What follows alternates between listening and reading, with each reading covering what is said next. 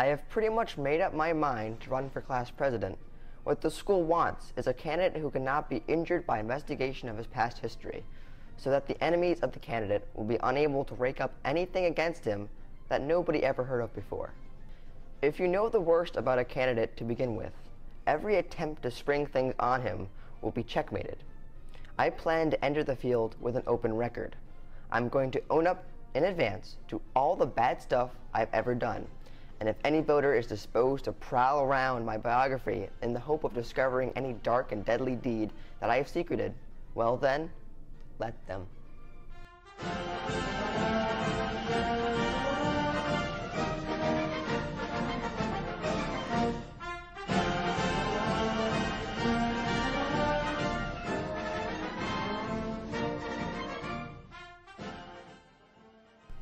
In the first place, I admit that I bullied a sick best friend of mine in the winter of 2009. He was thin and terrible at climbing trees, but with the heartless brutality that is a characteristic of mine, I ran him out of the front door in his pajamas with the threat of a clothes hanger, and caused him to go up a small tree, where he remained all night while I swung my weapon all about his legs. I did this because he snored. I will do it again if I ever have another best friend. I am as inhuman now as I was in 2009. I candidly acknowledge that I ran away from the relays of field day. My friends have tried to smooth over this fact by asserting that I did so for the purpose of imitating last year's class president, who went home at prom for the purpose of escaping his drunken girlfriend. It was a miserable subterfuge. I struck out in a straight line for the cafeteria because I was lazy.